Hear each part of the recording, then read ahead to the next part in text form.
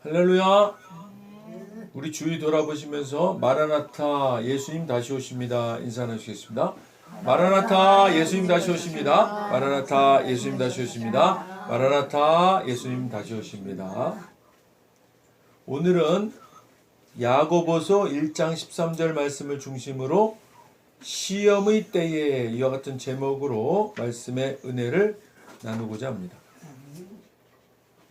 우리는 이 땅에서 살아가면서 여러 모양의 시험을 당하곤 합니다.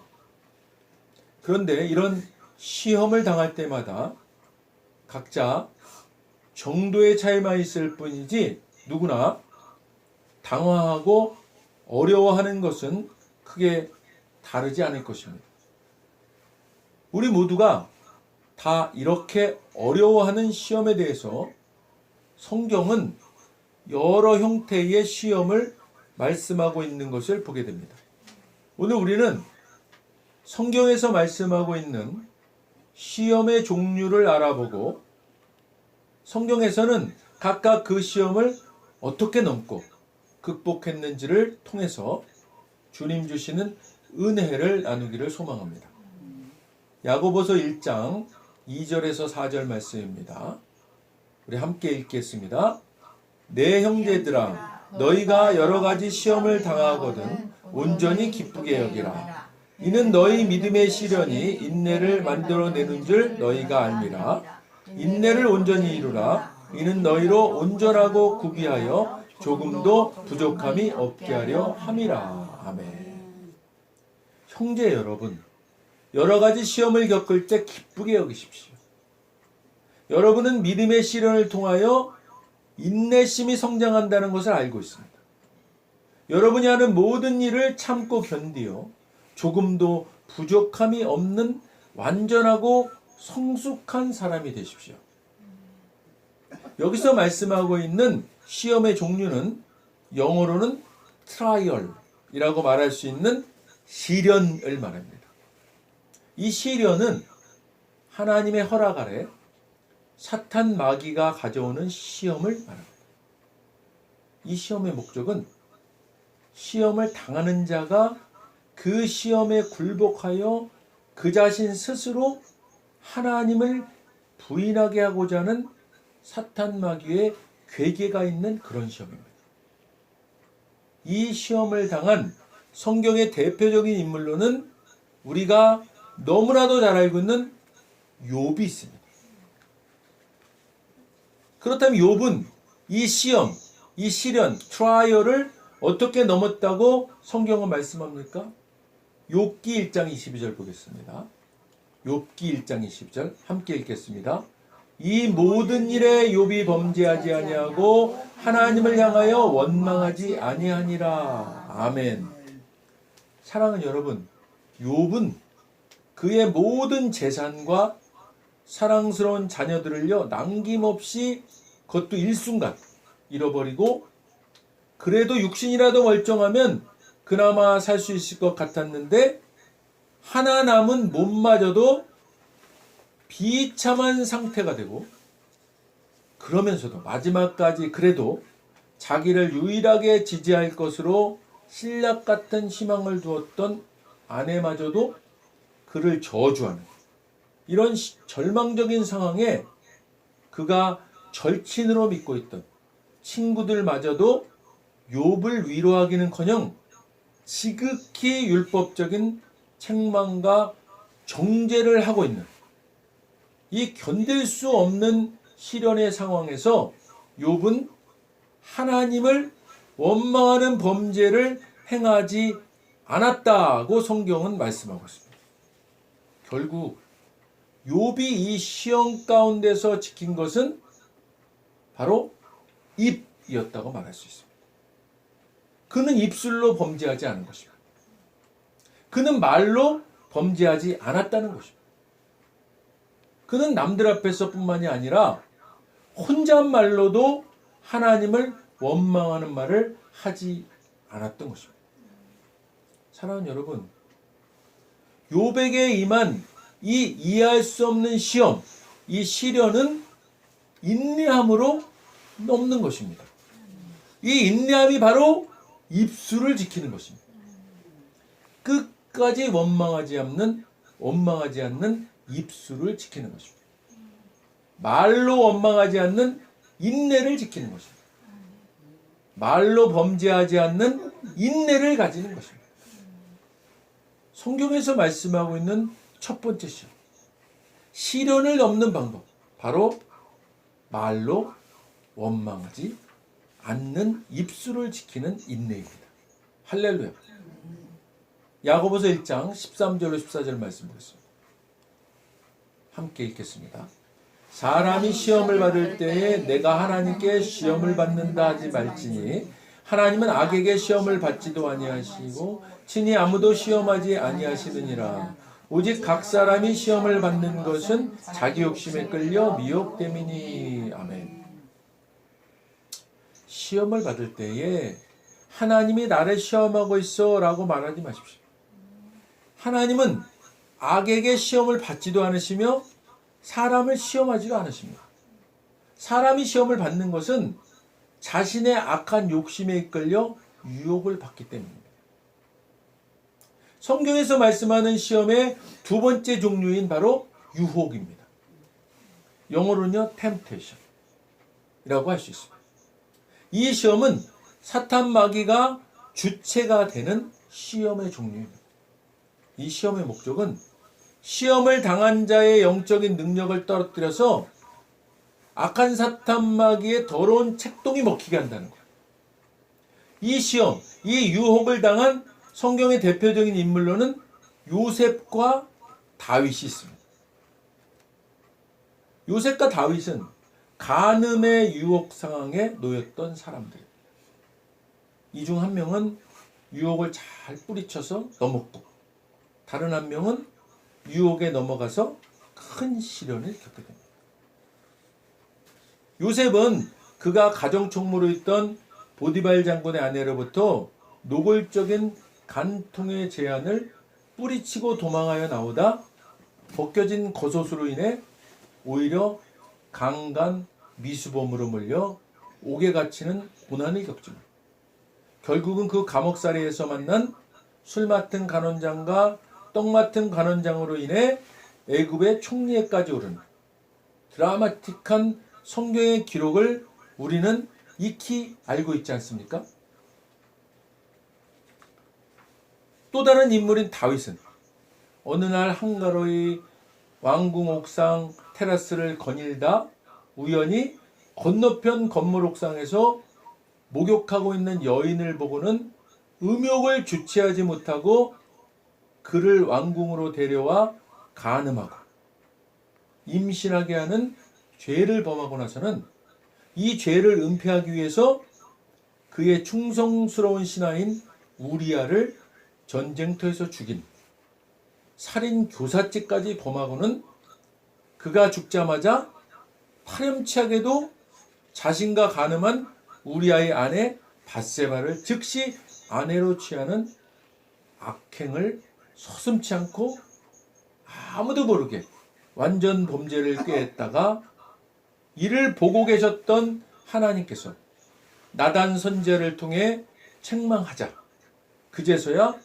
그의 죄를 회개했지만 그의 악행의 죄의 대가는 그의 자식 압살롬으로부터 목숨을 부지하고자 도망자 신세가 되고 말로는 표현할 수 없을 정도의 수치와 능욕을 당하는 이야기를 또한 우리가 잘 알고 있지 않습니까? 사랑하는 여러분, 유혹이라 말할 수 있는 시험 앞에서 요셉과 다윗의 행동은 극명한 차이를 보여주고 있지 않습니까? 요셉은 직접적이고 노골적인 유혹 앞에서 그는 그 유혹을 넘는, 유혹을 극복하는 행동으로 유혹을 피하는 방법을 의지적으로 택한 것입니다. 이에 반해 다윗은요, 유혹 앞에서 적극적으로 육신의 정욕대로 행했습니다. 그는 간음이 죄라는 것을 너무나도 잘 알고 있는 사람이었습니다. 예수님은요, 여자를 보고 음욕을 품는 것만으로도 이미 간음한 것이라고 말씀하셨습니다. 하나님 앞에 신실한 종이었던 다윗은 눈으로 보는 것으로 이미 죄에 대한 시작이 있음을 모를 리가 없었을 것입니다. 이때 다윗은 요셉처럼 죄로 들어갈 수 있는 통로인 안목의 정욕을 피하지 않고 그의 육신의 정욕의 죄 가운데로까지 들어가 버리고 만 것입니다. 사랑하는 여러분, 사탄 마귀가 우리의 영적인 능력을 떨어뜨려 버리고자 하는 시험인 유혹을 넘을 수 있는 방법은 요셉처럼 그 유혹을 의지적으로 피하는 것입니다. 이 시대는요, 특히 눈으로 보는 것으로 우리를 흔드는 수많은 유혹들이 늘 존재하는 것이 사실입니다. 그 대표적인 것이요, 우리가 맨날 들고 갖고 있는 요즘 우리 생활의 필수품이 되어버린 이 스마트폰과 같은 것 아니겠습니까? 우리의 의지와는 상관없이 화면은요, 우리를 안목의 정욕과 육신의 정욕에 넘어가게 만들려고 유혹하는 것들로 가득 채워져 있습니다. 눈으로, 즉 보는 것으로 유혹하는 것이지 않습니까? 거의 대부분의 현대인들이 이 유혹에 무방비 상태로 넘어가고 있을 것입니다. 이 보는 것으로 시작된 유혹이 보는 것에만 머무르지 않는 관성이 있지 않습니까? 보는 것에서 시작된 유혹은요, 실행하고자 하는 유혹으로 극기하는 그 유혹을 경험하는 단계로까지 발전하고 확대되게 되어 있는 것이지 않습니까? 그래서 이제는요, 사회 전체가 그 유혹들을 오히려 합법화하고 정당화하려고까지 하고 있지 않습니까? 이미 낙태죄는 위헌이라는 판결로 태아 살인을 합법화함으로써 사회의 중대한 범죄 행위 하나가 합법화되었습니다. 이것이 사단의 전략인 것입니다. 여기에 대하여 아직은 합법화에까지 이르지는 못했지만 동성애도 그 길을 똑같이 밟아가고 있지 않습니까? 사회적 약자인 그들을 소수자로 보호해야 한다며 차별금지법, 평등법이라는 말로 아주 그럴싸하게 포장된 미사여구를 동원하여 차근차근 합법화의 길을 가고 있지 않습니까? 이 모든 것들이요, 사단이 벌이고 있는 고도의 전략인 것입니다. 이것들이 어디서부터 출발한 것입니까? 유혹. 사단이 쳐놓은 유혹의 그물에 모두가 걸려 포로가 된 결과들입니다. 성경은요, 이 유혹들을 극복하는 방법이 바로 피하는 것이라고 했습니다. 그것도 아주요, 적극적으로 피하는 것입니다. 적극적으로 피하는 것이 어떤 것입니까? 유혹인지 아닌지 우리로서는 잘 판단하기 어려우니까 그것들을 잘 보고 난 후에 피할 것들과 그렇지 않은 것들을 구별해내는 것을 말하는 것일까요? 아닙니다. 이것은 우리 자신을 너무 신뢰하는 것입니다. 사랑하는 여러분, 우리는 부족한 자들입니다. 그래서요, 우리의 판단을 의지해서는 실패할 수밖에 없습니다. 그래서 우리가 유혹을 이기는 방법은 유혹이라 의심되는 것들은요, 아예 보지도 않는 것입니다. 보고 판단하는 것이 아니라 아예 보지 않는 것입니다. 적극적으로 피한다는 의미는 바로 보는 단계에서부터 적극적으로 피하는 것입니다. 사랑하는 여러분, 사단이 갖고 오는 시험, 유혹을 이기는 방법은요, 적극적으로 피하는 것입니다. 다윗같이 보는 것으로 해서 안목의 정욕에서 육신의 정욕으로 가지 않게 하는 것입니다. 요셉처럼 그냥 웃옷을 놓고라도 도망 나와야 되는 거예요. 피하는 겁니다. 시험, 유혹을 이기는 방법은 적극적으로 피하는 것입니다. 아예 보지도 않고 피하는 것입니다. 창세기 22장 1절 보겠습니다. 함께 읽겠습니다. 그 일 후에 하나님이 아브라함을 시험하시려고 그를 부르시되 아브라함아 하시니 그가 이르되 내가 여기 있나이다. 자, 시험의 세 번째 종류입니다.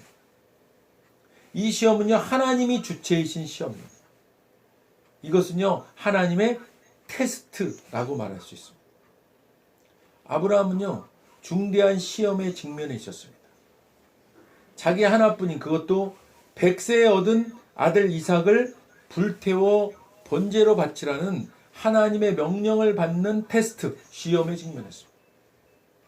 이때 저와 여러분이 너무나도 잘 알다시피 아브라함은 이 시험을 잘 이기고 놀라운 축복을 받게 됩니다.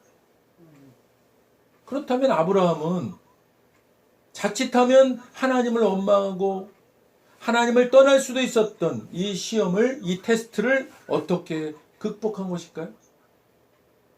사랑하는 여러분, 아브라함은요, 시험의 때에 시험에 대한 정확한 이해가 있었던 것입니다.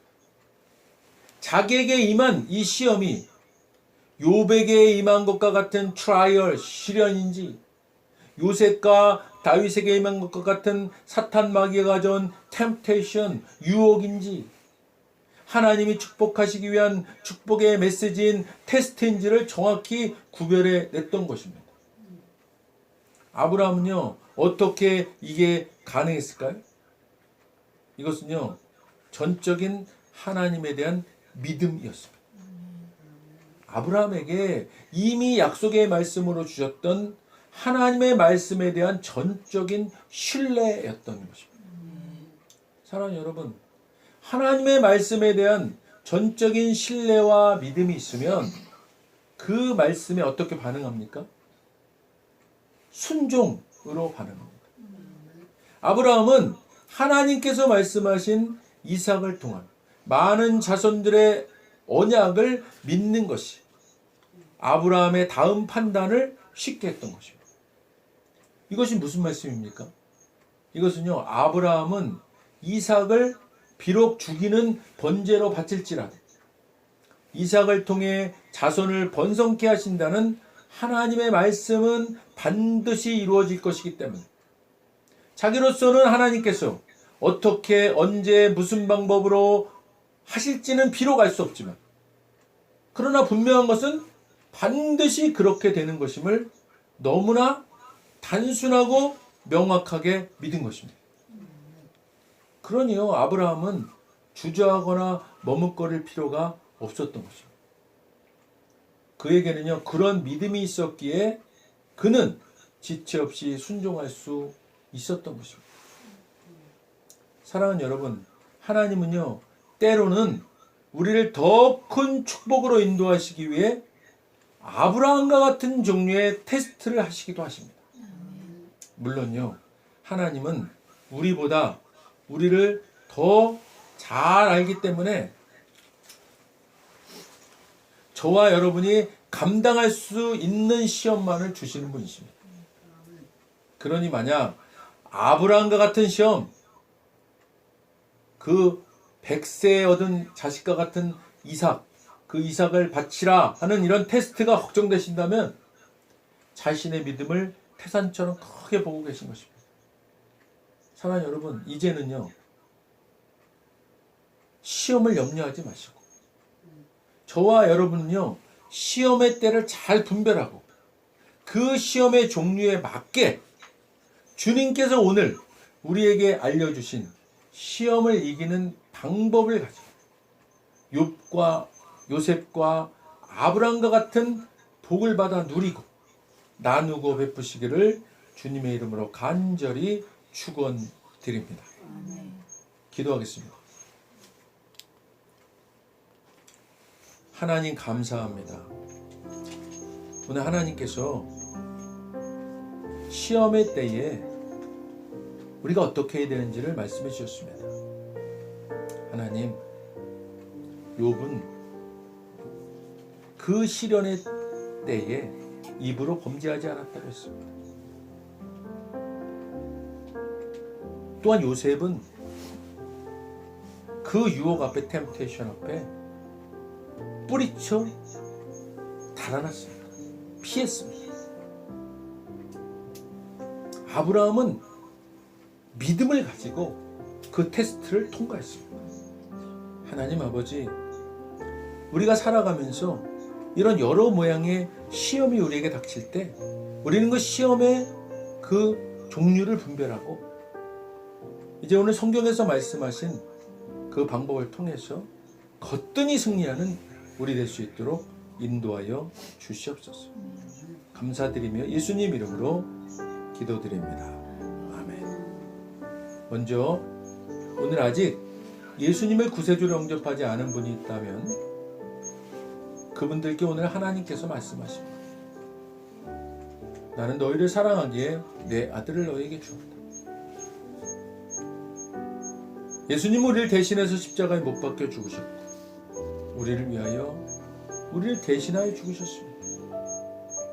그 결과 거룩하신 하나님의 모든 정죄함과 처벌이 우리가 아닌 대속제물이신 예수님께 떨어졌습니다. 성경에 기록된 바 하나님은 거룩하신 동시에 사랑이십니다. 그래서 우리를 사랑하셨음에도 그의 거룩함을 더럽힐 수 없었죠. 누군가가 대신 죽어야했습니다. 그래서 영생하시는 예수님께서 보좌에서 내려오사 인간의 아기로 태어나셨죠. 죽기에 오신 겁니다. 완벽한 인간이신 그분이 흠 없는 인생을 사신 주님이 우리를 위해 흠 없는 순양이 되셨습니다. 십자가에서 우리 대신 죽으셨고 3일째 되던 날 부활하셨습니다. 아직 예수님을 영접하지 않으셨다면 이 기도를 따라하시길 바랍니다. 돕는 마음으로 다 같이 따라하시겠습니다. 하늘에 계신 아버지, 얼마나 멋진 선물을 제게 주셨는지요. 주 예수 그리스도를 보내사 십자가에서 죽게 하셨고 저의 대속제물로 삼으셨습니다. 예수님은 내 죄와 저주와 처벌을 받으셨습니다.